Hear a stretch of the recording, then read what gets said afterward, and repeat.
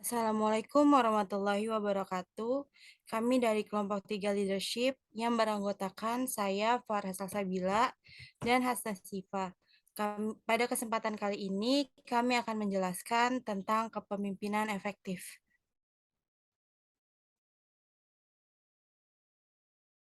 Yang pertama yaitu definisi. Kepemimpinan adalah kemampuan mempengaruhi orang lain untuk mencapai tujuan bersama. Sedangkan kepemimpinan yang efektif adalah kepemimpinan yang berhasil menjalankan peranannya sebagai pemimpin, mampu memberikan peluang bagi orang yang dipimpin untuk ikut berperan serta dalam menetapkan dan melaksanakan keputusan-keputusan. Dengan demikian, berarti setiap kreativitas dan inisiatif dalam kepemimpinan yang efektif harus disalurkan dan dimanfaatkan. Jadi, seorang pemimpin yang efektif adalah yang tidak hanya bekerja sendirian tanpa melibatkan siapapun, melainkan mampu memanfaatkan berbagai potensi yang mengelilinginya. Kemudian ada model kepemimpinan efektif.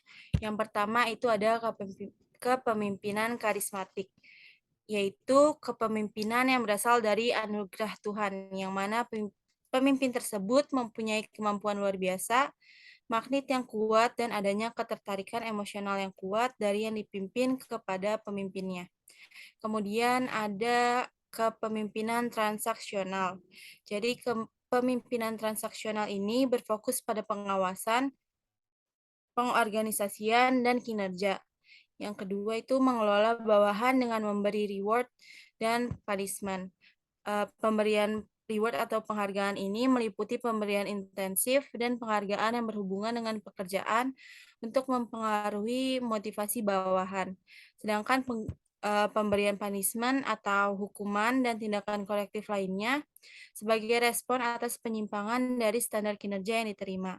Kemudian yang C itu ada penekanan dari kepemimpinan transaksional adalah pada proses pertukaran antara pemimpin dan bawahan.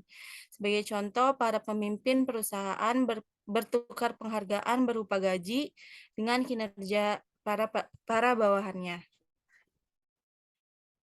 Yang model kepemimpinan yang ketiga yaitu kepemimpinan transformasional, yaitu model kepemimpinan yang efektif dan telah diterapkan di berbagai organisasi internasional yang mengelola hubungan antara pemimpin dan pengikutnya dengan menekankan pada beberapa faktor, antara lain perhatian atau attention, komunikasi atau communication, kepercayaan atau trust, rasa hormat atau respect, dan resiko atau risk. Jadi dengan kepemimpinan transformasional ini, para bawahan akan merasakan kepercayaan, kekaguman, kesetiaan, dan penghormatan kepada pemimpin mereka. Dan mereka akan termotivasi untuk melakukan lebih daripada yang awalnya diharapkan. Di sini selanjutnya tuh ada ciri-ciri. Ini ciri-cirinya disebutnya ada 4. Yang pertama, kepemimpinan yang jujur, yang membela kebenaran dan memiliki pengetahuan nilai-nilai utama. Yang kedua, kepemimpinan yang memulai kepemimpinannya dengan introspeksi dan refleksi. Yang ketiga, kepemimpinan yang melibatkan pengidentifikasian berkenaan dengan hambatan-hambatan personal untuk berubah baik secara personal maupun organisasional. Yang keempat, ini ada kepemimpinan yang menciptakan surplus of vision sebagai milik kita semua.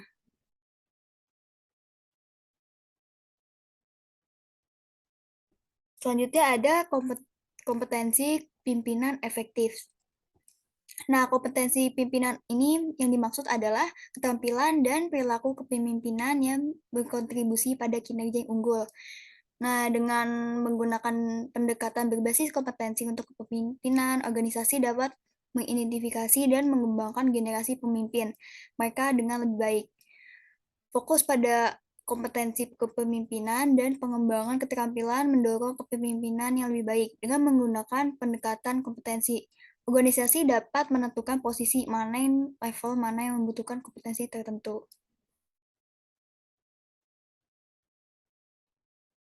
Nah, selanjutnya apa aja sih kompetensi leadership yang penting? Nah, ada banyak kompetensi leadership yang dibutuhkan dari pemimpin. untuk mengambil peran penting sebagai seorang pemimpin untuk diri sendiri maupun buat tim atau untuk perusahaannya. Nah, 5 kompetensi leadership yang penting itu ada planning, discussion making, influencing, change oriented, dan strong communication. Planning ini maksudnya ini adalah perencanaan, terus sama discussion making, nggak mungkin pemimpin nggak membuka diskusi. Terus ada strong communication, mungkin untuk pemimpin bisa lebih menguatkan komunikasinya sama anggotanya.